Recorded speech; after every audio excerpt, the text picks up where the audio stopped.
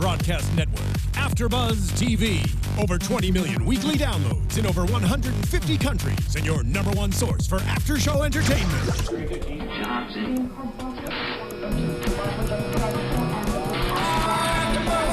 AFTERBUZZ TV, the destination for TV superfans. Producing after shows for over 300 of your favorite TV shows, interviewing celebrities and showrunners, and bringing you behind-the-scenes exclusives. All thanks to E! Entertainment's Maria Menounos, producer Kevin Undergaro, and internet leader Akamai. Now, let the buzz begin! There it is. Wait for it. You know, it's worth the wait. It's worth the wait, guys. Throw on your colorful face paint, cut your bleach blonde hair to a crew cut, make yourself look like the OG Stinger. Yeah, the man that calls Sting. The real Stinger. Holy smokes, what a evening, what a weekend. Right? I mean, it was, even though none of us were in New York, it was still pretty good. We had a lot of stuff to watch these last 3 days. Sure. 3 evenings. Definitely. Whew. God, how are we going to recap it in 50-some minutes? Not going to happen. Right? We're going to, let's have a 3-hour AfterBuzz. We'll talk about TakeOver first, and then SummerSlam, and then Raw. It'll be fine. Yep. Guys, Love and Hip Hop, I'm sorry. Yeah, we're never going to sleep. Never going to sleep. Catch the reruns of Love and Hip Hop. Welcome, everyone, to the Raw After Show right here on AfterBuzz TV. This is my first time here in like a month. I've never been gone this long. You made it safely back from the Middle East. Yes, feels good. What an amazing trip it was, but no time to talk about it right now because we have a lot to go on right now. So, all right, here we go. I'm at Jay Quasto on the Twitter. Let's introduce these two gentlemen right here. That dude, you've been seeing him for quite some time on this show now. You can see him every single week on Championship Wrestling from Hollywood. Find him on Twitter at Ty Matthews PMA. He is Ty Matthews. Fantastic seeing you again. It did feel like it had been quite a while. Got to see you yesterday at Hollywood. Seeing you again tonight. Speaking of which, I'm wearing a T-shirt in honor of my buddy Pretty Peter Avalon. That shirt, Peter, I am mad that you never told me that shirt existed because that is phenomenal. It's dope. The I'm gold wearing foil, that's on fleek. I'm wearing it. It is on fleek. I'm wearing it because we also have a double champion. He and Yuma faced off yesterday, and Peter Avalon was the TV champion. Now he is also the Heritage champion. Absolutely. What an amazing match. It was so fun to call it. And congratulations to Peter Avalon. And 5-year anniversary it was for us. Absolutely. And Peter's looking jacked, by the way. Dude, Peter is looking... He's North Fernum, if you guys ever watch TNA, North Fernum, getting a lot of success here in SoCal. He is living up to the biggest man in professional wrestling. At first, it was a joke. Pretty soon, it's going to be a shoot. Yep. And it was a pretty. He's going to be gorilla pressing Brian Cage. Yeah, maybe not that. It's like it's nothing. But it was a good day. I mean, you've been there since day one. It's 200+ episodes. Absolutely. And seeing that video package, I 100% got teary eyed at it. At seeing Pierce's boots in the ring, seeing footage of Percy. I mean, everything that's happened over the last 5 years, 100+ episodes, 200. How many has it been? 215, 200+ 20 now, episodes. Yeah. It's been an absolutely phenomenal show and something that I'm happy to have been a part of in one way or another since almost the beginning. And a number of people that we watch on WWE every week came through our doors over the last 5 years. Definitely. And that's really cool. Definitely. So, Bayley, the new NXT Women's Champion. Bayley was there. Antonio Cesaro was there. A number of people that have come through that have wrestled all over the world. So really cool. That man right there, you could see him every Saturday morning on Pop TV on Paragon Pro Wrestling. Find him on Twitter at XTN Cole. He's Christian Cole. You pronounced that really well for as hard as I spelled it. XTN Cole. It is a weird spelling. I don't know why I did it, and I just stuck with it. It's actually kind of better if some people can't find you on social media. Sure. So I do like to have it be a little weird. I ain't mad at you, but we got to get to Raw. Obviously, so much to talk about between SummerSlam. We can't even get to TakeOver. So, wow, so much happened tonight. Let's start off in the WWE headquarters. Triple H brings in Seth Rollins. He said, "You're not the future anymore. You are the man. And you're getting your own statue tonight." And that's how Raw starts off. Pyro, ballyhoo, everything, getting the show rolling. We get a little bit of a glimpse of the statue later on in the show. But first off, Brock Lesnar, Paul Heyman. He's a pissed-off advocate, y'all. And we recap what happened on the pay-per-view. Taker tapped out, but we didn't see it until the replay. Yeah, and actually, Ty was telling me before we came on tonight that he thought it was strange that the tap out took place away from the hard cam. Yes. I actually think that it was cool and by design because I was sitting there going, what the heck is going on? Right. this is the weirdest thing ever. The timekeeper comes in out of place. Everything's really strange. Then they show us a replay revealing the tap. I like that it was a delayed reveal. I like that the Undertaker tapped because it's a new layer to his character. This guy, not only is he desperate and he's kicking people in the you-know-what, but he gave up. And like, are we seeing the end of The Undertaker? Is he coming down to his last moments as being the dead man of the WWE? See, I agree with most of that. I agree with the fact that he did have to eventually tap out at some time, and I do think that it should have been to Brock Lesnar. But I think this being the first time that The Undertaker tapped out, having it be a part of such a controversial, screwy finish, having it be, I feel like the first time that The Undertaker tapped out, the focus should have been, oh my God, The Undertaker just tapped out. I feel like it should have been this monumental moment, whereas now it's getting overshadowed by the referee and the timekeeper and Paul Heyman and like everyone else, and I feel like it sort of cheapened that. And then, of course, Undertaker ends up just completely cutting off all the circulation of Brock Lesnar. He just passes out. Undertaker ends up victorious. We don't even see him at all tonight.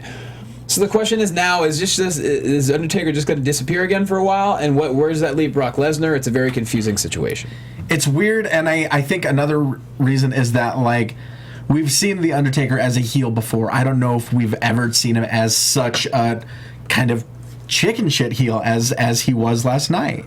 I felt like taking a victory like that was so out of character for The Undertaker, and not in sort of a refreshing way that I would have liked to see, but in a way that didn't ring true. Well, and I also really dug that they had built up to that chicken shitness that he displayed yesterday, because what you had was 2 times in a row where he actually hit Brock Lesnar with that low blow. And that part, absolutely. And you start to wonder, what is he doing? And then for that to be part of the finish of the match, it really helps complete that story of, like, this is a different Undertaker than we've ever seen. And it's entertaining to me, because for the last few years, he's been over as, like, the legend of WWE. Now we have a new layer. I'm stoked for it. I can't wait to see what's next.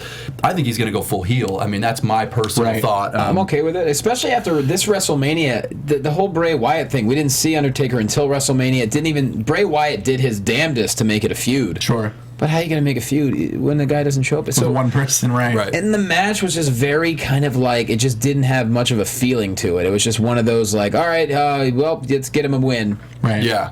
And they could have done a lot more with Bray and Taker, because a lot of people, fans like myself, will watch Bray and see that he's kind of with the entrance and everything. He's kind of the new inception of The Undertaker, maybe taking that baton, and they didn't tell that story as well as I think they could have. But, And it should have been a big match. I mean, with that entrance with all the scarecrows, I thought everything was there, but it's like, I've said it a million times, The Undertaker set the bar so high for himself at WrestleMania that anything short of a 5-star classic is going to end up being disappointing. But last night was a really great match, though, between those two. It was good. Just the ending was weird. The execution, I don't know. Not into the ending. No. Yeah, there was a couple endings that were a little odd, to say the least.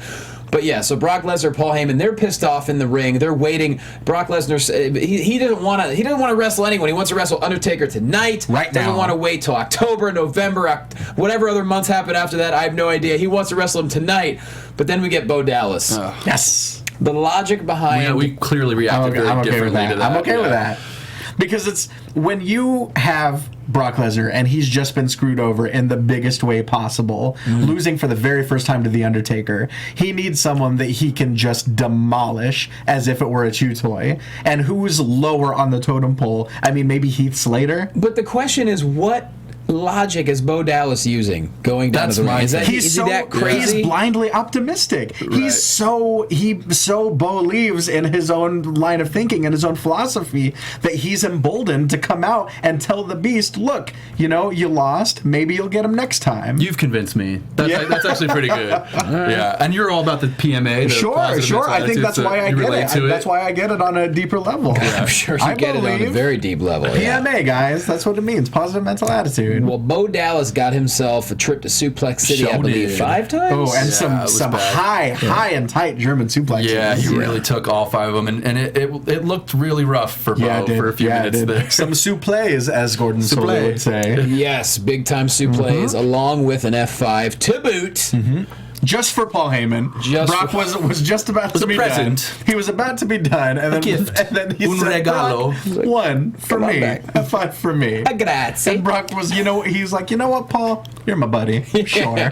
Yeah, I'll demolish this guy. You're my advocate. There's nothing more entertaining for me with Brock when he's just this beast and all of a sudden he smiles. Exactly. I love his smile because he's telling this sadistic story that he's also having fun in pro wrestling. I know we can't get too much into SummerSlam, but can we please talk about the sit-up and the laughing exchange between Brock and Undertaker? The best moment. God. It was the best. I don't think I reacted to anything on the show as much as I reacted to that. It reminded me almost like a junior high thing in a way. Like he's like laughing, he's like, bam! Yeah. But it was in such like a maniacal way. Yeah, that was crazy. Actually, Kayfabe News came out with a story today about how Undertaker attempts to be human for one day and fails miserably at laughing.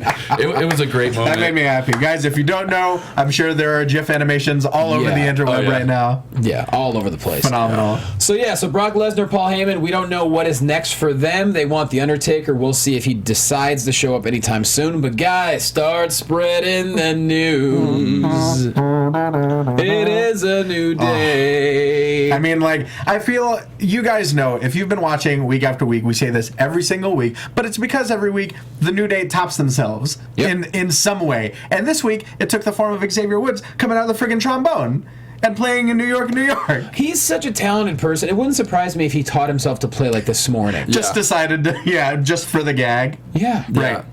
And last night, they were amazing, parodying the Jay-Z song about New York. Yeah. I didn't think they would top it.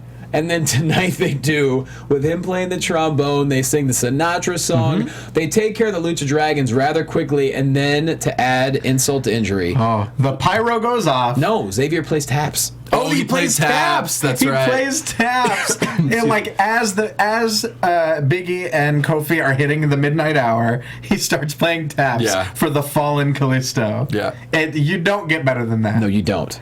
Well, actually, you do. But you do. Yes, you do. During the post-match celebration, they've got Biggie on their shoulders. Biggie is hitting one of those faces that's one of the greatest faces in all of wrestling, this side of Sad Rusev. Sad Rusev. The pyro goes off. It's a close one. The fireworks hit the stage. And who the hell comes out? Get the damn tables, y'all. The Dudley Boys, guys. Crazy. I did not see this coming. I don't know if this was on the interwebs. I didn't know about it. I didn't see it. And that's the fact that can still happen in 2015 is there's still hope. There's still hope that surprises can happen. Yeah, and weren't we saying Dudley Boys were actually on or not Dudley Boys, but Bubba specifically was on TNA television within the last hour? Right. Dude, no, in the last no joke. Within the past month on television, I know the tapings are a little bit before. Yeah. Within the past, no joke, a month ago, he was named basically the new general manager of Impact. Right. And then he just disappeared. Even just this past week's episode, they mentioned, we don't know where Bully Ray is. He disappeared. I don't know what it was backstage. He got really into the 60s and I never saw him again. About money. I don't know why he left, but he leaves.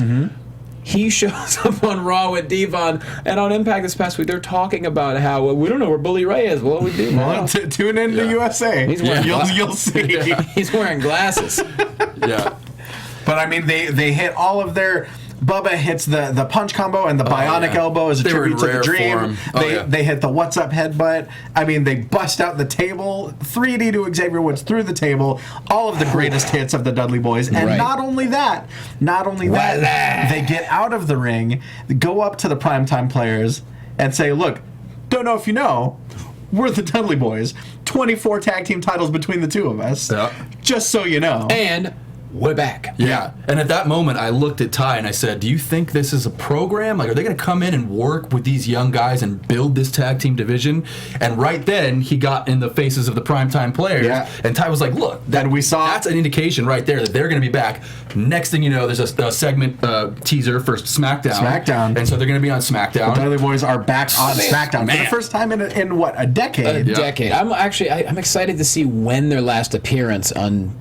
well, their last regular appearance on, say, SmackDown or Raw was. Sure. Well, that's the thing. Bubba Ray has done a few guest appearances. Devon really hasn't. No. So them as a team, it would have been quite a while ago. Unbelievable. Amazing. And they can go. I mean, Bubba Ray stays in great shape. Devon, they're running their wrestling school down in Kissimmee, Florida. Sure. So Devon's staying in shape. I mean, I don't care what their age is. They can still do it, and they can still make it happen. And they look, honestly, they look like they haven't aged a day since the last time they were on TV. It looks like they just got done having ladder matches with Edge and Christian and the Hardy Boys. Yeah, that's a good point. And the funny thing is, I was wondering today, I was like, okay, New Day has the titles. What happens next for PTP? Well, now insert the Dudley Boys, and Jesus. I mean, we got a whole new dynamic. Yeah. The tag team division really took a step up with the Dudley Boys coming back. I mean, it's like you said, the idea, and I don't know if it'll happen anytime soon, but the potential of having Wyatt and Harper versus the Dudleys. Oh my God! I mean, just four dudes throwing bombs at each other. Yeah. Or even the new. Well, we'll get to that later, but the new Wyatt. Sure. Then maybe that is a tag. Well, our chat roll is always very intelligent. They always find out facts for us. Survivor Series 2004 was apparently the last time we saw the Dudleys. Wow. Yeah. And also, apparently, the Usos are going to be back relatively soon. Oh, that's right. Couple of months. So we might have a tag resurgence here on our hands. Sorry to the Matadores. I don't think there's going to be a lot of room coming up. I just keep wanting to go back to TakeOver and how goddamn good Blake and Murphy versus the Vaudevillains was. Everybody wants to talk about TakeOver 2. That's not the show. I'm This is the Raw show. If you just guys, if you just want to gush about how good TakeOver Brooklyn was, tweet me at Ty Matthews PMA. I'll be up all night talking about how good Aiden English and Simon Gotch are. Well, from start to finish, Incredible. the whole thing. The whole show, definitely. The big show. The big show. Itch. Stop it. I'll start laughing the whole time. I will be giggling the whole time. Steph and Triple H, they're backstage reveling over the Seth Rollins statue. We get a little bit of a glimpse. He comes in. They said, you know what? We're going to reveal it later for the whole world to see. Next, we have a SummerSlam rematch. Reigns and Ambrose taking on Bray and Harper. To me, I kind of like this a little bit better compared to the show last night. Absolutely. Yeah. But, we have a new Wyatt family member. That's my favorite when that happens. What do you guys know about Braun Strowman and or Strowman? the Sausage King of Chicago? What do you know about it? Abe Froman? What do you know about it? What a reference. What do you know? So I know in NXT, I believe he was Braun Strowman. He was often seen in a kind of gladiator, sort of Spartan-esque outfit as one of the Rosebuds. Okay. And that's really all he did in NXT, at least on TV.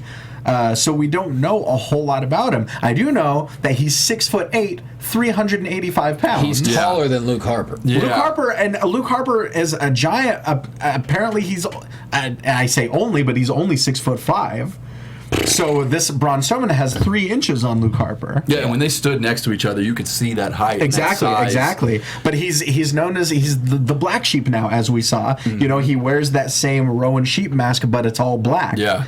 And he chokes out. He goes in there. He grabs Roman Reigns by the jaw, and I thought that's what it was going to be at first.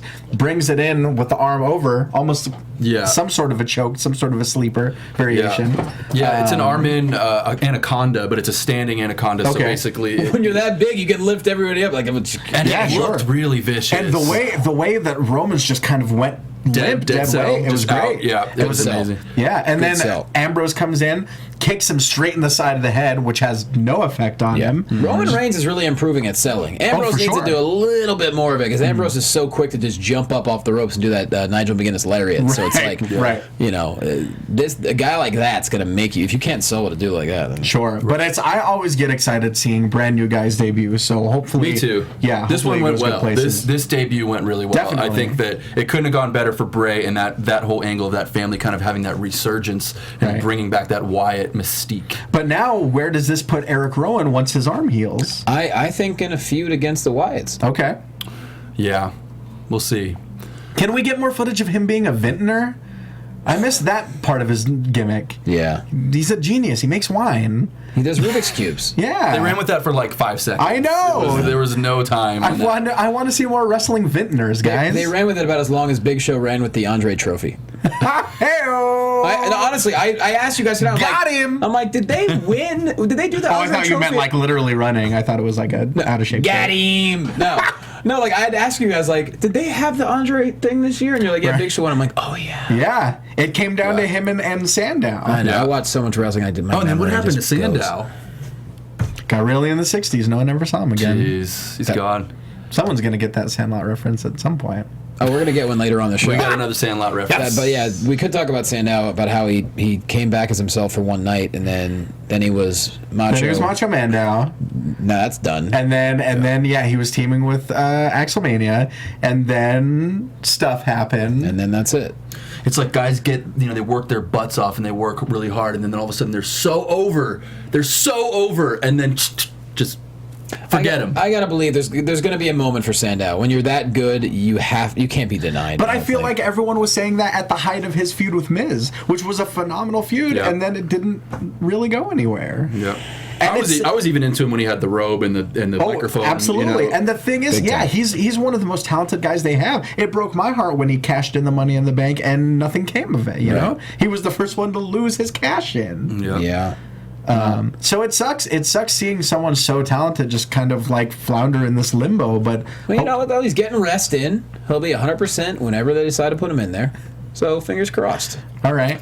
You're welcome. Cheers to that. Yep. Miz TV coming up next. The guests are PCB. And I really like the back and forth here between Charlotte and The Miz. The Miz was really getting misogynistic, and they were giving it right back to him. Right. Apparently, our volume in the studio wasn't that great. I guess the crowd was being awful during the Divas match after this, but let's talk about this segment first. Okay. Charlotte mentions how, my dad was part of the greatest faction of all time. The Miz compares himself to Ric Flair. He mastered the figure four. I really dug that. Mm-hmm. And then Paige is like, we'll take on any woman or any man. And Becky's like, any dinosaur, any cyborg, you know it. But you know what? Yes. The Bellas came out next. Time for Team Bella. But you know what? Nikki says the three dominant divas are Team Bella. Foxy and Lynch had a nice little go back and forth. Sure. To where I love Becky's line about, what are you going to do, throw a soda on me? Oh, that makes me miss crazy Alicia Fox so much. Big time. It was one of my favorite characters. Yeah. I want to see more segments of her stalking Tom Phillips on WWE.com. That was my favorite storyline. Good stuff. But yeah, I enjoyed the segment with Miz TV. Yeah, I thought the segment went over really well. I think Miz just carries a segment like a champion. I mean, that guy, definitely. any segment, he can take it and make it entertaining from beginning to end. No flubs, everything works out perfectly. The misogynistic stuff, it was just enough to make you go like, these girls got to do something, and then they did. Right. Bella's jumping from behind, and that led into a match, which I guess we're getting to it. And if I could just start off by saying, like, Go ahead. Like. And I think you said Matt Morgan tweeted it, and his tweet was very profound, right? Yeah, I liked it. I don't know the tweet. I'll paraphrase, but it had something to do. If you have it, you could say it. But to paraphrase it, he said, "Go ahead." I'll paraphrase it. But Matt Morgan basically said, when you're doing the wave and chanting for other wrestlers during a Divas match, don't be surprised when the Revolution turns into them losing all their segments and no longer being on TV. Right. So as you know, we're all in the wrestling business in one way or another. Yeah. And we all know how hard it is and how much it takes to become good and to go from where the Bellas were to where they are. They work their asses off. And the Revolution, Ty and I talked about it a lot earlier. We talked about it. It hasn't gone as well as I think the fans want it to go because there's not this meaty, deep, really thick storyline to give these women to actually run on. It's just like, there is a Revolution, so here it is. Well, exactly. What is it? Yeah, you have to do more than just say this is a Revolution and give them time. I know, like, that sounds hypocritical, but that's only one part of the puzzle. You're giving them time, that's great. Now give them a reason to wrestle. Right. Bayley and Sasha Banks, after that match, there were tears everywhere. I absolutely cried after that match. If you're an NXT, or excuse me, a Brooklyn Monday Night Raw fan, and you were in that building, shame on you, because you should not be inciting the wave and cheering for Brock Lesnar when these girls are working their butts off in the ring, and some of them are really damn good. And absolutely. I understand the fact, okay, you wanted to see Sasha Banks. I get that. You didn't. It's great you're cheering for Sasha Banks, but for God's sake, you had a 3-on-3 match. I understand maybe people are getting tired of the 3-on-3-on-3-on-3. Yeah, sure. In their defense, that's true, Quasto. Like, you can't have a Revolution where it's 9-man tags and 6-man every week. We're not saying that everyone needs to love everything that happens. Right. But I mean, it goes back to you have to give them a chance. Yeah. And the fans are just as guilty as the booking committee, and it's and nobody wants, the fans don't want Nikki Bella to be champion anymore, and I get it, and that's part of being a heel is when you hate the heel.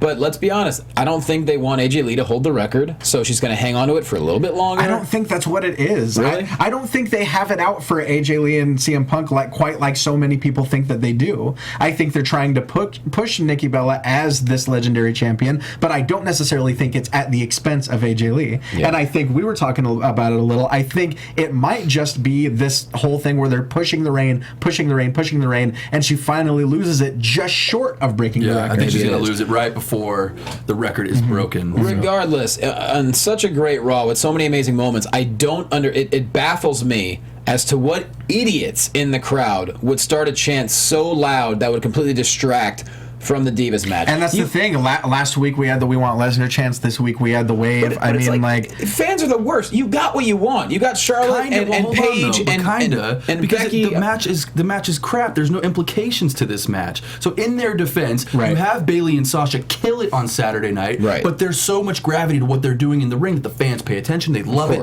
This is awesome chants. Like you said, the whole celebration after the match. Why are we seeing another match with every diva in the company in one match? I agree. It's lazy booking. It's lazy storylines. I understand, but it's got to change. For all fans who are going to Monday Night Raw over the next few weeks, I challenge you to chant against The Office and not against the girls in the ring. Yeah. If you don't like what you see, talk about The Office not booking it right. Instead of cheering for Brock Lesnar or Sasha Banks, these girls are working hard. They're just doing what they're given. I mean, the match was fine. It was a fine match. I mean, you got everyone in the ring that's doing a good job. That's all there is to it. Yeah, the storyline could be better, but we got to give it some time. But just the chance to me was just unbelievable. I think we've given it enough time. I think now we just need better motivation. We need better stories. The fact Bayley and Sasha Banks was so good, not only because they're phenomenally talented, but because there was a deep, emotionally complex story behind it. Right. And there's no reason that can't be happening on a show that is 3 hours every single Monday. Dude, I completely agree with you. The problem, I mean, it's not even a problem. Sasha and Bayley, how many amazing women's matches have we seen already this year at NXT? Sasha and Bayley were like even up. We talk about how great the three-way was with Sasha, Charlotte, and Becky. Yep. That was amazing. Sure. Well, Bayley and Sasha brought it up to here, dude. And it was that great. And Sasha's 23 years old. I've never seen ring psychology of anyone that young ever. Right. She's just. The way she does things, like just stomping on Bayley's hand after ripping off the Dusty Rhodes reaching for the rope. Such a violent, such a simply violent moment that told such a story. So I get it. So I hope WWE obviously watched that match and they know what everyone's capable. Like Becky's capable, Charlotte's more than capable, and the Bellas have stepped it up. We've said it week after week. The talent isn't the problem. They're all completely capable wrestlers. That's not the problem. The problem is why they're putting those skills to use. Yeah. Good point. Either way, though, disappointing to see how the crowd reacted. Sure. But let's hope that things will improve from here. Hoping. Bellas end up going over. What does it mean? Who knows? Nikki's still the champion. And Nikki just still drilling people with that forearm. If we can talk about the technical aspects of the match, laying people out. Yeah, we all popped when Nikki hit that forearm, and it looks amazing. I think especially because of the women with the long hair. It's just the way they could sell that. Yeah, and then she sold it like a champion. Absolutely, too. It was amazing. and then seeing one of Foxy's best axe kicks right after that. Oh yeah. It was good stuff. It was a great finish. It really was, yeah. Mm-hmm. No doubt about that. Moving on, so King Barrett and Stardust, you think it's going to be the beginning of a tag match. Stardust just attacks Barrett out of nowhere. Gives him the Queen's crossbow. Thank you, the Queen's crossbow. A reference to Oliver Queen. Yeah, there you go. Queen Barrett, he's gone. King Barrett, he's gone. Queen. Neville runs down. He attacks Stardust, goes for the red arrow, but before he can hit that, Stardust slides out of the ring. What the hell? Anyone? Yeah, I didn't understand it. This is another, complaint that I have with WWE, where you just you focus all your storylines on here on this segment, and then you just have one guy write something real quick, and that's what why couldn't we have more understanding of why is it that Cody, I think the announcers put it over a little bit. They said something about how, well, Cody's disappointed that they lost. Mm-hmm. Well, let's hear Cody talk about it. Let's hear, I mean, first of all, was it not the coolest build-up you've seen in a long time to see the comic book stuff that's going on? Incredible. And then why are we not allowing that to continue a little bit? Stardust. The fact that this story only got this segment of him turning on Barrett and then that brawl with Neville, and that's it. Like, I would have liked to. I mean, and who knows? Maybe it's a slow burn. Maybe it's we'll get. It seems like a no burn. Like they just basically wrote that in. It was a real quick, and maybe they'll bring it back next week, but. You have a 3-hour show, man. Right. Cody Rhodes is a talented stud. So is Barrett. Make no mistake about it, dude. Stardust has built that entire feud with Neville. Neville essentially hasn't really said a word. Stardust, Cody, whatever. He's that good and knows exactly all about ring psychology and how to be a character, how to be a villain. He's built this whole damn thing. And then Amell came in and, to his credit, got his ass kicked at SummerSlam. Amell took the majority of the heat in that match. I still can't get over that. Amazing moments. I hope it's not the last we see of him. I know he's shooting the new season of Arrow, so he's really busy. But clearly he loves the business. He loves what he did. Right. So I don't know. So we'll see. I mean, they've started things off a little bit awkwardly and then came around and saved them. So I'm hoping that that's the case here. I think if anyone can talk themselves out of an awkward start, it's Stardust. Question is, where does this leave Barrett? Well, and see, that's my thought, is that this could be the beginnings of the return of Bad News Barrett. I think we've gotten as much as we can out of the King. You're not happy? I love Bad News Barrett. Why are we quitting? Not you, right? But why are we quitting on Wade Barrett all the time? You just quit on him and you quit. Believe me, I'm.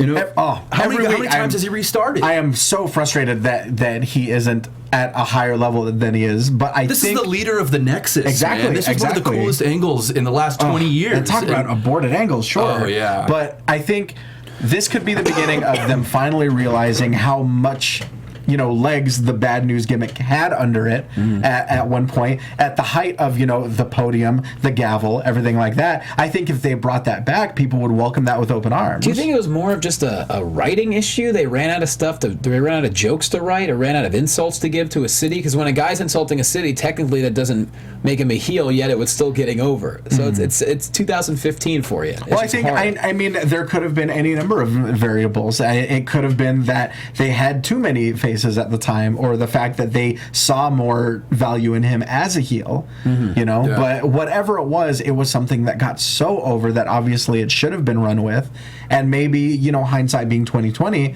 it may or may not work. Look, the WWE isn't an indie company. It's not like, yo, guys, we're a little heavy on heels, so we need you to do this. If you have a great heel or a great babyface and he's working for the company, let him have that spot. Bring somebody else up who can work the other side of it. Why do we take Wade Barrett at the top of his game and chop him down? And then bring him up to the top and chop him down? I don't get it. Well, and not only that, but he got 2 curses back to back, the IC title and the King of the Ring. Yeah. Yep.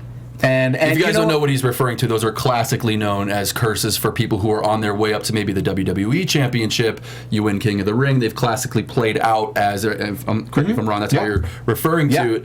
And a lot of guys have gone through that. And the King thing could have been perfect. He's British. It's worked for some people. That's what I think. Not working. It may have hurt. See, back when Booker T became King of the Ring, he got this awful British accent, and he got so in it. He embraced the character, and he was legendary for it. But King Barrett, he's already British. He really didn't do anything different other than wear a crown and a cape. Not a cape, whatever it's called when rich kings. It's a cape. But it's a cape.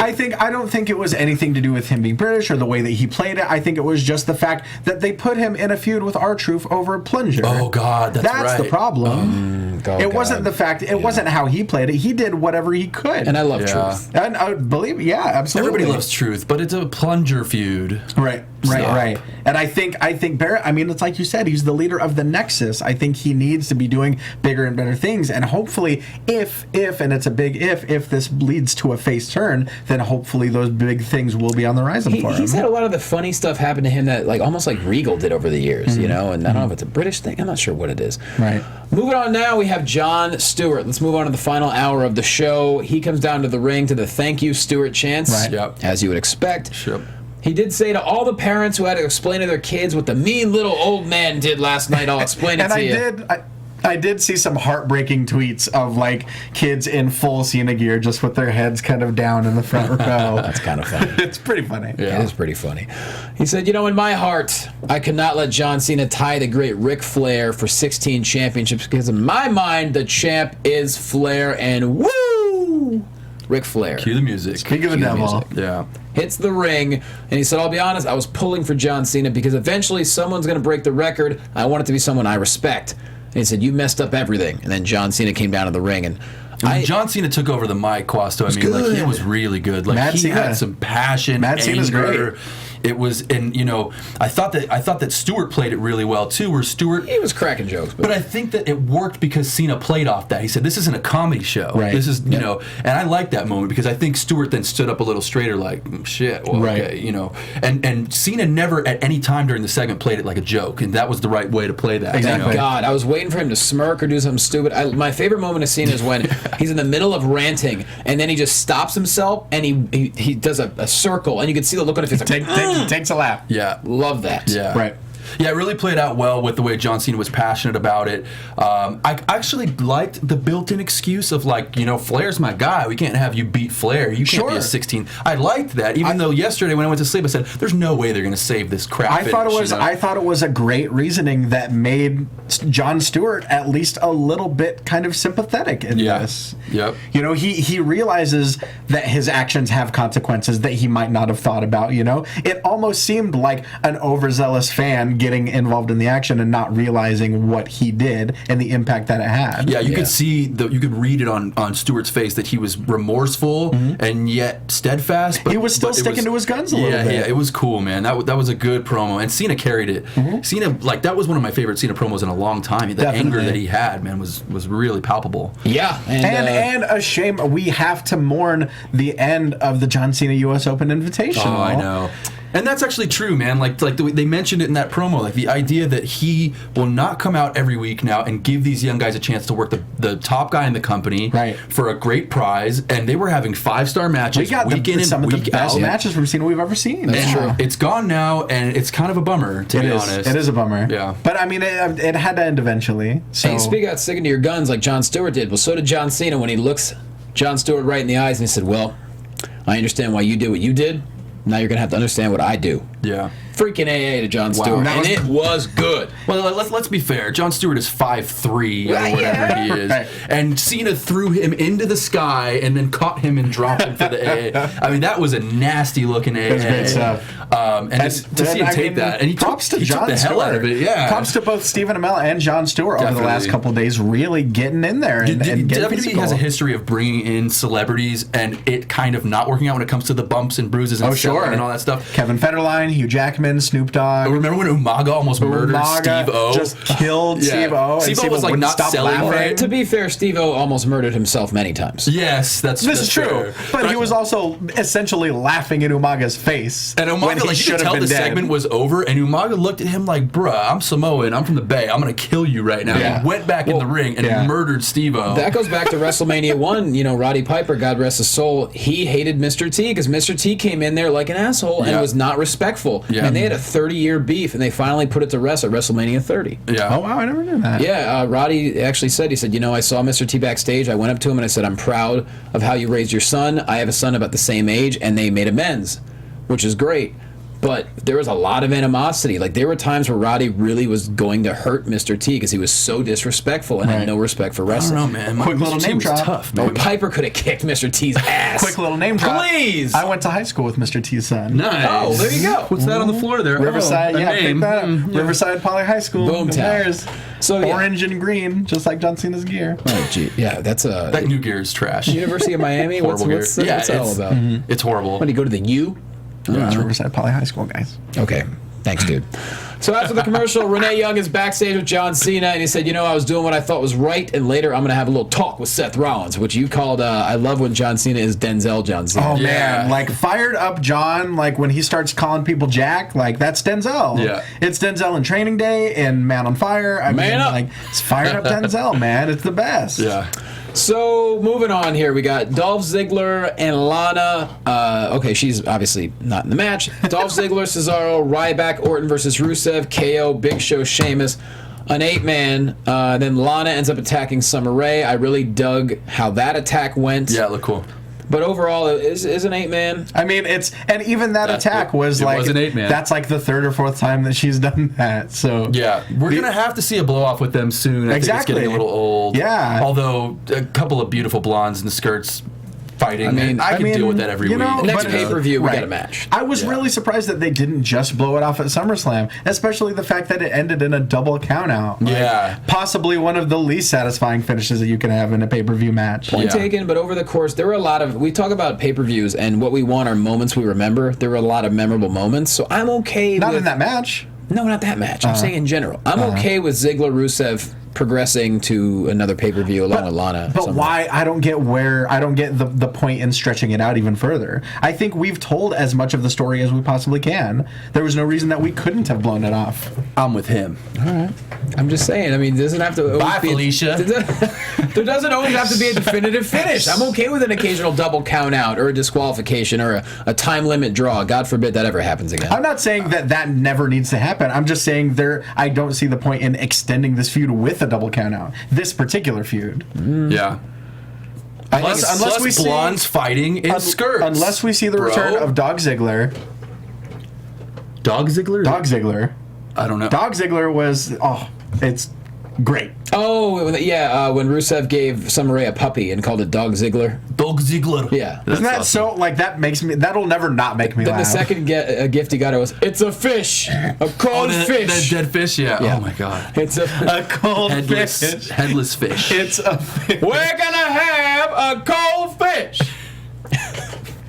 The Big Show. That's his Teddy Long impression right there. The Cold Fish. And Edge. And The Big Show. And The Undertaker. All right, there we go. The Undertaker. Moving on. Oh, by the way, so anyways, who gets knocked out? Sheamus gets KO'd by Big Show. The Big Show accidentally punches Sheamus. RKO for the win. And then afterwards, KO and Rusev let Big Show have it, and then all the baby faces team up with poor Big Show. So Rusev hits Big Show with a super kick, throws Kevin Owens into a cannonball into the Big Show. Big Show is dazed. He's getting up. The four baby faces, the good guys, surround Big Show. A dazed Big Show. In the heelest way of all time. A dazed Big Show that had just been attacked by his two heel partners. Yeah. And they decide, the crowd's like, cool? Let's beat this guy up some more. And then a massive like RKO. Good guys do. Is this going to be maybe almost like another turn for Big Show to where it's like sympathetic Big Show retirement tour kind of thing? I don't even know anymore. Yeah, when you said that while we were watching it, I didn't receive it the way I think you meant it, and then now I see it. Like, it's totally that. Because he's going to have to hang it up soon, and, let him be a face on his way out, man, because he does have that sympathetic thing that I think people buy. Well, I think to be fair in his defense, the reason he's turned so many times is because he's equally good at both roles. He's a great face and a great heel. Right. I think that's why they've turned him so many times. Yeah. It's not that he's just interchangeable. But it was weird, though, right? It was see the super faces weird. all surround him in the ring and take their turns on beating him up. What I said in the room when we were watching it. What kind of heel ass shit is that? I don't know. Like the super kick and then the double gorilla press into the RKO. I mean, like, look, if he had done something to maybe deserve that, right? Like. But this First of all, he punched Sheamus, which helped them. But this is Big Show. Yeah, exactly. This is the Big Show coming off of a sort of face string of momentum in that IC title feud with The Miz and Ryback. It's weird that he was even on the heel team tonight. I know, but look, we got a lot more to talk about. I know you love 8-mans. I know you love 8-man tags. Everything, brother. Guess what, Fat America? You can now text Domino's. I don't know what the hell that was. Let's move on. Wait, you have to text him a slice of pizza. You have to text him a pizza emoji. This is the future, guys. Remember Minority Report? That's what this is about. Yeah, this pizza facial recognition and ordering pizza with emojis. That's some heel ass shit. That is some heel ass shit. If you put like a zucchini emoji next to it, will they put zucchini on your pizza? Or there has to be emojis for all the different toppings. Where's my anchovy emoji? Why did I order a car tire? Bray Wyatt and Harper are back in the mist, and Bray Wyatt says, I told you as long as you're on this earth, I'll be there to put you down. Because you infect everyone and everything around you. I have someone I want you to meet. Abe Froman. Sausage King of Chicago. And he's Abigail's black sheep. Oh my God.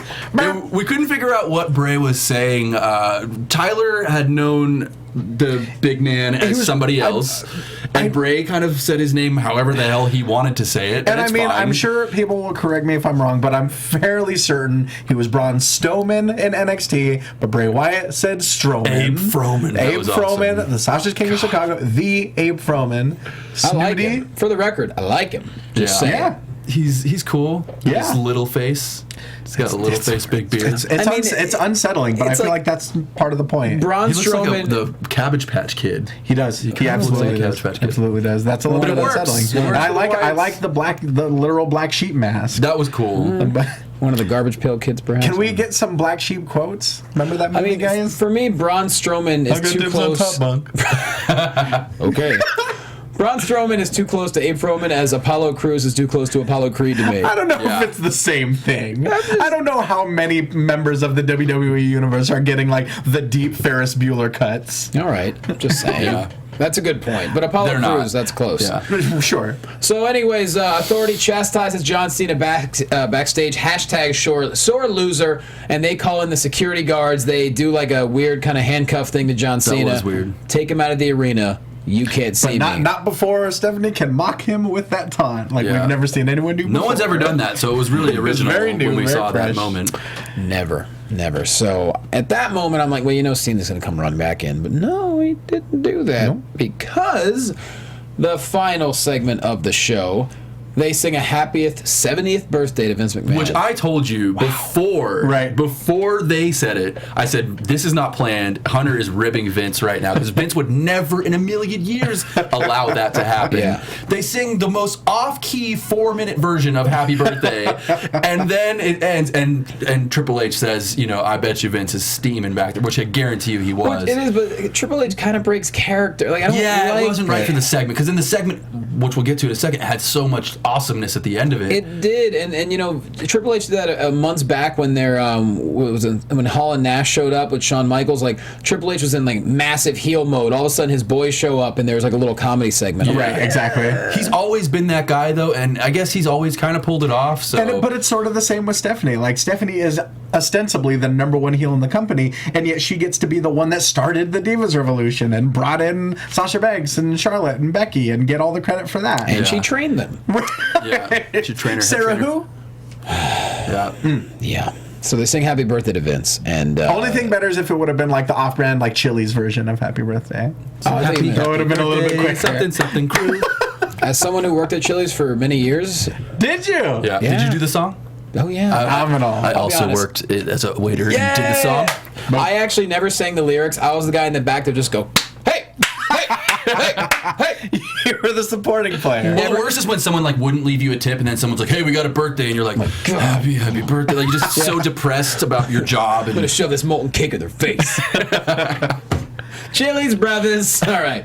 They say they bring Seth Rollins down to the ring. They say he has hustle, loyalty, and respect. Basically, they just go through a whole bunch of catchphrases that Cena has. Sure. of other people. Rollins talks smack about the Brooklyn Nets, and then he brings out a line from The Sandlot, which is, Heroes get remembered. Legends never die. It's just like the ghost of Babe Ruth told Benny the Jet. And that's how he won with his PF Flyers. Watch that movie. Yeah, watch Sandlot. Great movie. Because Tyler's referenced it only 41 times during this episode of it's from like AfterBuzz. 91, isn't it? It's an old movie. It's Sure. It nah. might 93. I think it might be 93. I like Okay. it. I'm with him.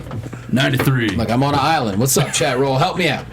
You got So- former roommates here. Yeah, we were guys. roommates. We didn't Yeah. mention that. We lived We used to live together. together. Yeah. That's why. And we couldn't be more different. I like drink alcohol and smoke things and whatnot. I And don't this do either of guy those does none of things. that. No, he doesn't. But now we But both, we both have love beards. wrestling. And we love wrestling. We love wrestling, and we have beards. And you both have wrestled, so there you go. Yes. There you go. There it is. Boomtown. So yeah, Seth Rollins just shouting out catchphrases left and right, and he said John Cena's To been be the fair, man. that was probably a real baseball quote before it was the Sandlot. Like, I don't want any baseball purists to get mad about that. yeah. Well, it's But fine. please. It's fine. I just wanted to throw that out there. Phil Rizzuto said it. We know it's not a real Sandlot quote. So he says, But can we get to the peak, please? I'm so excited to talk about this. He says John Cena's been the man for a decade, but to be the man, you gotta beat the man. And at that point, he said, you know what? I am ready to have my statue of greatness unveiled just like Andre the Giant. And at that moment, we hit the drum roll, and we get the statue revealed, and it looks a hell of a lot like Sting. It's Sting! By It's God! Sting!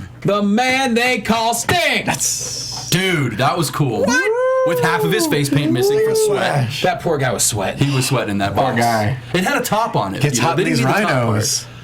So Sting was in the box, man. And What's in the box? What's in the box? What's in the box? It's Sting. Brad Pitt opens it, and it's Sting. It's Sting. Unbelievable. I did not see that coming. I thought it would maybe be like a statue that was defaced, or maybe That's the what I head would thought. be missing. Well, Tyler the had written statue. down. The statue. Yeah. Okay, so I had heard that Sting was in town, and I saw someone holding up an old OG WCW era Sting poster in the crowd. did? So that kind of tipped me off to it. Yeah. But I thought, so statues in wrestling are like, it's a literary device called Chekhov's gun. If they introduce a statue in Act 1, it's going to get defaced in Act 3. Yeah. And I thought for sure they were going to lift the curtain and it was going to be the Rollins statue, but with the Sting paint. Right. And then the lights go out and fucking go! And Sting comes out. Did I curse? I'm sorry if I cursed. Great comment from AJ0314. Tony Schiavone even said, "It's Sting!"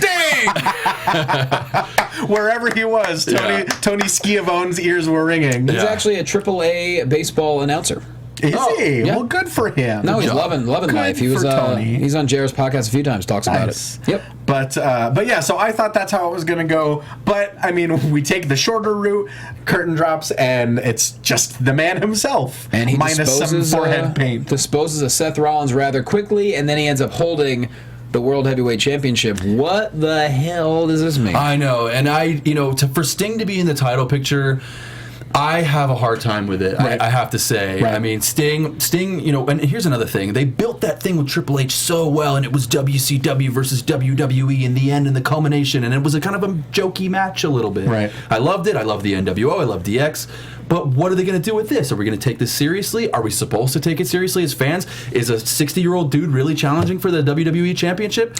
I'll mark out if they fight. But at the same time, you just went from fighting Brock Lesnar, who murders people for a living. Right, that's and true. And now That's very you're going to true. defend it against Sting.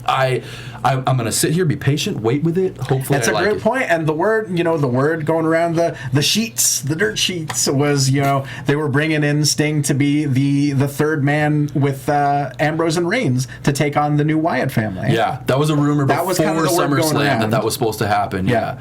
And now they have their third man that could be the next pay-per-view match. Right.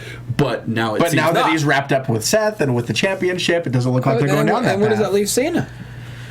as the third man with Reigns and Ambrose? Maybe. I don't know. Maybe. I mean, he does have a history with Bray Wyatt. He does. I would have liked to have seen Sting in that first angle with the six man and have maybe one more match Cena Rollins with a clean finish. Yeah. And I really like Rollins, so let him get his comeuppance, let him get his clean finish. Can you we know what talk I mean? about Rollins' big match whites for a second? Oh my God! Did the he white not look and like gold, the White Power Ranger? So All good. the memes were so right. Summoning the Dragon Sword, absolutely. And that was my favorite Ranger. Absolutely, it was the for best. sure. Yeah. Going for that Phoenix Splash. It'd be incredible. sweet if he came out at the next pay-per-view with green and gold shoulder pads. That'd be incredible. The dagger. When it comes down to it, I mean, why would the Authority put Sting in a title match? They hate Sting. He's ruined everything so far. So Right. it's very, very. I don't know. Yeah. I think if you're Triple H, it's best for business, brother, and you're going to go ahead and put him in there because it's best for everybody wants to see Sting with his last It's possible. It's possible. What happens with the U.S. title then? I mean, that now he's got that. Maybe they concede and say, you know what, Sting, you can take on Seth, but it's going to be for the U.S. title. Oh, God. That would be horrible. Just to screw Maybe with him. he's like, because he was in WCW. Maybe the U.S. title is WCW, and he wants that is true. I would die. I would never watch Unless wrestling. this is their way of making up for Sting not going over at WrestleMania, putting him in a title picture. I mean, Sting can still go. I think him and Rollins, Sure. that would be a great match. Rollins can work with anybody. Look at what he did he had a babyface match against Cena. He was doing the flips and all types of crazy Rollins stuff. I don't know where this leaves Cena. Wherever it leaves him, I don't mind seeing that match. Right. Do I want it for the WWE title? Not so much, but I don't mind seeing them work. Exactly. I'm down. And a lot of great moments in SummerSlam, amazing moments at TakeOver, incredible moments on Raw. This was a fantastic 3 days Such a great of weekend. professional wrestling.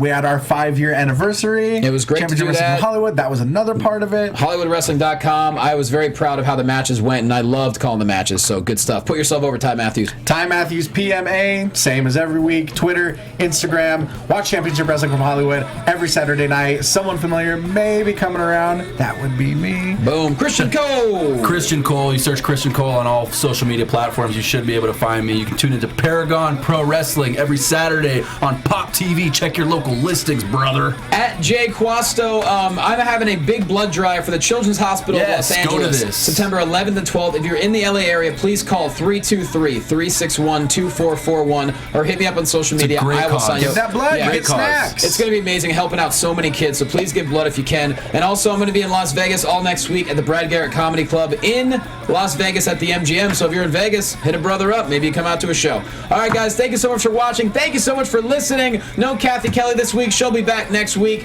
And hopefully the Hobo will be back as well. But you guys, this was a great show. We'll see you next week. We love you. See you guys next week. From executive producers Maria Menounos, Kevin Undergaro, Phil Svitek, and the entire AfterBuzz TV staff, we would like to thank you for listening to the AfterBuzz TV network. To watch or listen to other after shows and post comments or questions, be sure to visit AfterBuzzTV.com. I'm Sir Richard Wentworth, and this has been a presentation of AfterBuzz TV. Buzz you later. The views expressed herein are those of the hosts only and do not necessarily reflect the views of AfterBuzz TV or its owners or principals.